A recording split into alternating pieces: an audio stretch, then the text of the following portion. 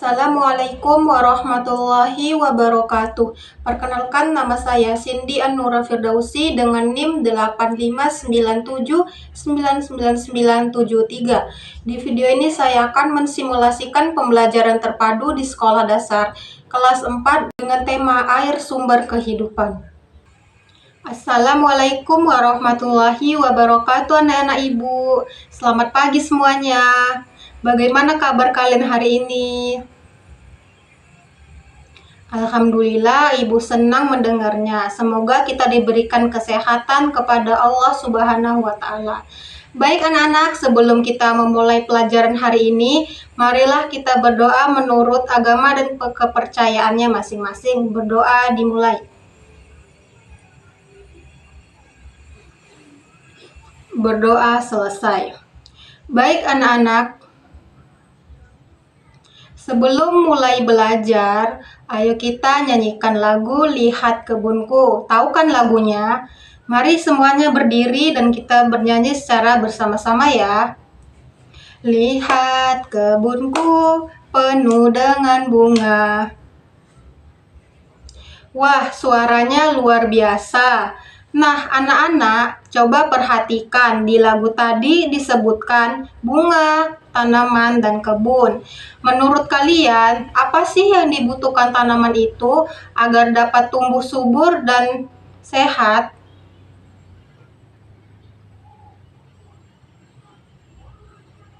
Betul sekali. Nah, hari ini kita akan belajar tentang air sebagai sumber kehidupan. Air bukan hanya penting untuk tumbuhan, akan tetapi juga untuk hewan dan manusia. Jadi, pelajaran kita hari ini sangat dekat sekali dengan kehidupan sehari-hari kita ya. Lihat video ini sebentar ya, anak-anak. Ayo perhatikan betapa banyaknya manfaat air di sekitar kita. Perhatikan ya, jangan ada yang ribut. Ayo perhatikan. Nanti akan ibu tanya kalian satu persatu. Ayo perhatikan. Siklus hidrologi, perjalanan air di permukaan bumi. Hai, pernahkah kamu berpikir mengapa air di bumi tidak habis-habis? Padahal kita banyak menggunakan air untuk beraktivitas, seperti mencuci tangan, minum, memasak, dan aktivitas lainnya. Mengapa tidak habis juga? Karena hujan. Bagaimana hujan bisa terjadi? Jawabannya adalah air di bumi tidak pernah habis karena adanya siklus hidrologi atau siklus air yang terus-menerus mendaur ulang air. Lalu, apa itu siklus hidrologi atau siklus air? Siklus hidrologi atau siklus air adalah proses perputaran air yang terjadi secara terus-menerus di bumi. Tahukah kamu bagaimana tahapan siklus air? Ini dia tahapannya. Evaporasi atau penguapan air, yaitu air dari permukaan bumi seperti laut, sungai, dan danau menguap menjadi uap air karena panas matahari.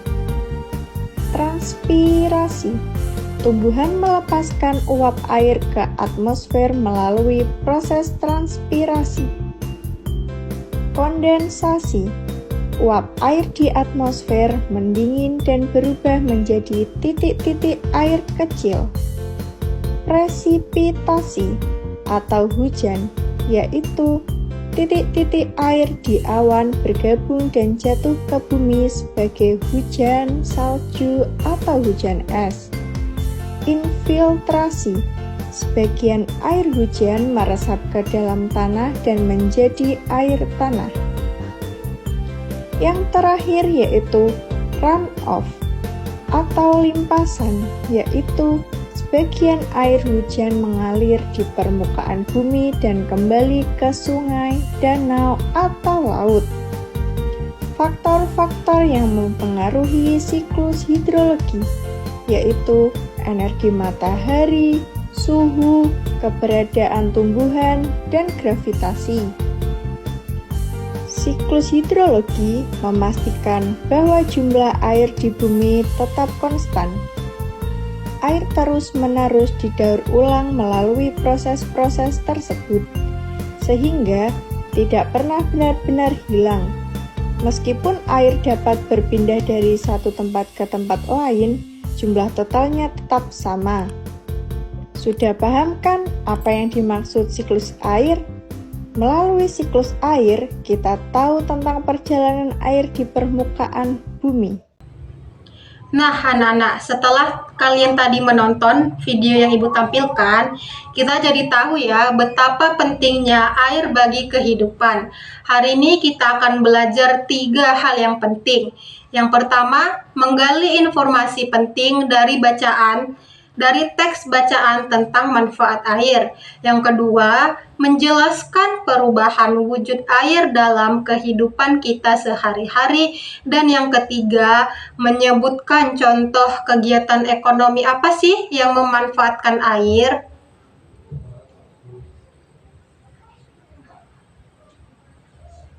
Guru menuliskan tujuan pembelajaran di papan tulis.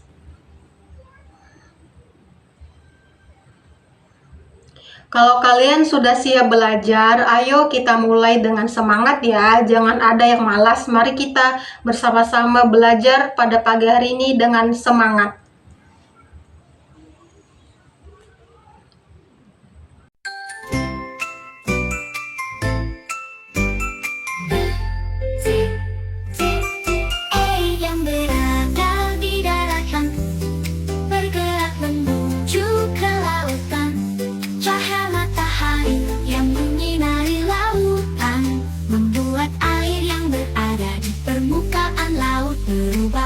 Menjadi uap. Uap air akan berkumpul di atmosfer, mengalami kondensasi dan membentuk awan. Angin akan membawa awan terbang, berkumpul dengan awan lainnya. Awan yang mengandung banyak uap air mengalami presipitasi, turunlah hujan. Hujan yang jatuh ke bumi mengalir ke sungai, danau, diserap tanah. Tubuh-tubuh berada di daratan, bergerak menuju ke lautan. Cahaya matahari yang menyinari lautan membuat air yang berada di permukaan laut berubah wujud menjadi uap. Uap air akan berkumpul di atmosfer, mengalami kondensasi dan membentuk awan. Angin akan membawa awan terbang, berkumpul dengan awan lainnya. Awan yang mengandung banyak uap air mengalami presipitasi, turunlah hujan. Hujan yang jatuh ke bumi mengalir ke sungai, danau, diserap tanah.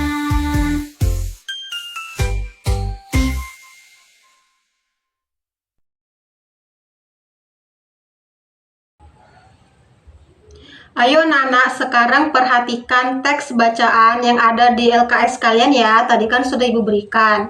Yang dimana teks ini tadi berjudul Air Sumber Kehidupan. Bacalah kalian secara bergantian, lalu perhatikan apa sih manfaat air dalam kehidupan manusia. Siswa membaca teks secara bergiliran. Bagus, dari bacaan tadi kita tahu ya, air digunakan untuk minum, mandi, memasak, mencuci, dan mengairi sawah. Air juga bisa dapat berubah wujud, misalnya saat direbus menjadi uap atau didinginkan menjadi sebuah batu es. Perubahan wujud ini juga dapat membantu kita sebagai manusia dalam banyak hal, seperti membuat hujan buatan atau menguapkan air laut menjadi garam. Tahu kan kalian garam? Nah, sekarang Ibu akan memberikan kalian pertanyaan. Sekarang, siapa yang bisa sebutkan contoh perubahan wujud air yang pernah kalian lihat? Ayo, siapa yang bisa? Mari kita membahasnya secara bersama-sama. Ya, benar. Kalau menjemur baju, airnya menjadi kering. Sangat luar biasa, anak ibu. Itu juga contoh menguapnya air karena teriknya panas matahari. Bagaimana dengan saat pagi hari kita melihat kaca jendela yang berembun? Itu juga contoh pengembunan air. Jadi, air itu selalu bergerak dan berubah bentuk ya anak-anak ibu. Membuat kalian menjadi 4 kelompok per orang. Nah, tugas kalian nanti adalah menjawab pertanyaan di LKS tentang manfaat air dan kegiatan manusia yang menggunakan air. Serta tuliskan jawaban dan siapkan untuk kalian presentasikan di depan kelas ya. Waktunya Ibu kasih 5 menit.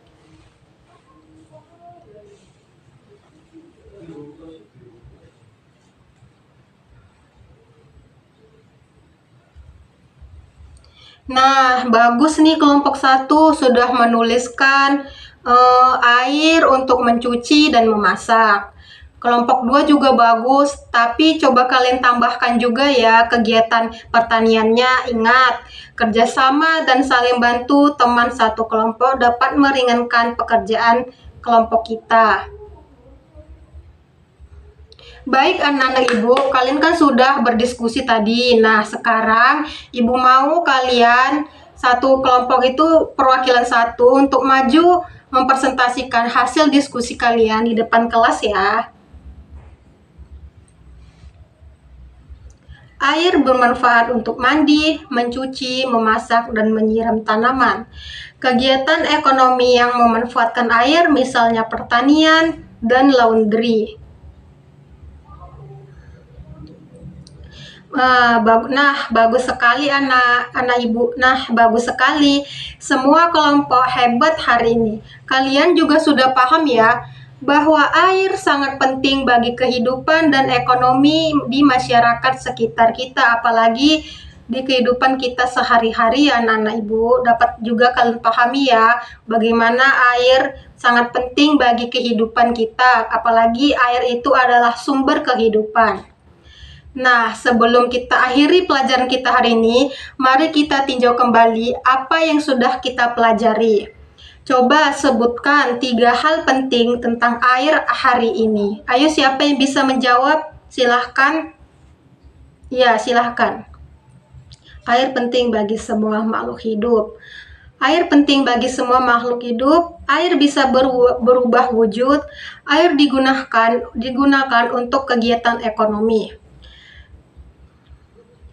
Luar biasa, kalian sudah dapat mengingat materi tadi dengan baik dan dapat menjawabnya dengan baik pula. Nah, sekarang Ibu mau memberikan sedikit pertanyaan buat kalian ya. Ayo dengarkan, jangan ada yang ribut, mari dengarkan. Apa akibatnya jika air di lingkungan kita habis? Dan sebutkan pula 2 contoh apa kegiatan ekonomi yang memanfaatkan air. Pertanyaan tadi bisa kalian tulis di buku kalian masing-masing ya. Nanti jawabannya dapat kalian presentasikan di depan kelas dan Ibu panggil kalian satu persatu. Hebat semuanya. Untuk tugas rumah, carilah kegiatan di rumah kalian yang menggunakan air. Lalu tuliskanlah manfaatnya di buku tulis kalian masing-masing ya. Dan bagi yang masih bingung bingung tentang perubahan wujud air, nanti kita bahas lagi di pertemuan berikutnya ya.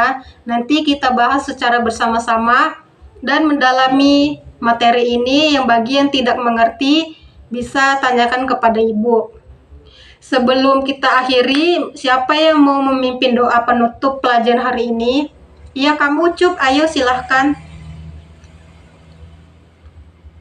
Terima kasih anak-anak, jangan lupa hemat air mulai dari rumah ya. Untuk pelajaran hari ini sekian dari Ibu, semoga kalian dapat mempelajari dengan baik dan memahaminya dengan baik, dan jangan lupa juga untuk aplikasikan di kehidupan kita sehari-hari ya. Dapat kita ingat ya anak-anak bahwa air itu sangat penting bagi kehidupan kita, apalagi air adalah sumber kehidupan. Tanpa air kita juga tidak bisa dapat hidup. Kita sebagai manusia, hewan, maupun tumbuhan akan sangat memerlukan air. Maka dengan itu, berhematlah kalian menggunakan air di rumah. Jangan boros-boros menggunakan air, apalagi kalian anak-anak yang suka mandi lama-lama. Jangan ya. Baik, sekian pembelajaran hari ini. Mari kita tutup pelajaran hari ini dengan membaca doa. Siapa yang mau memimpinnya? Ya, kamu Ucup, ayo silahkan. Berdoa dimulai. Berdoa selesai. Alhamdulillah. Terima kasih anak-anak ibu, pembelajaran hari ini terselesaikan dengan baik dan kalian juga sangat antusias dan pengerjaan kelompok kalian juga sudah sangat bagus. Dan untuk ibu, minggu depan kalian jangan lupa ya kerjakan tugas yang sudah ibu berikan. Dan minggu depan serahkan tugasnya ke PJ Ibu ya. Ingat ya anak-anak apa pesan ibu tadi. Mungkin ini saja yang dapat ibu sampaikan. Wassalamualaikum warahmatullahi wabarakatuh.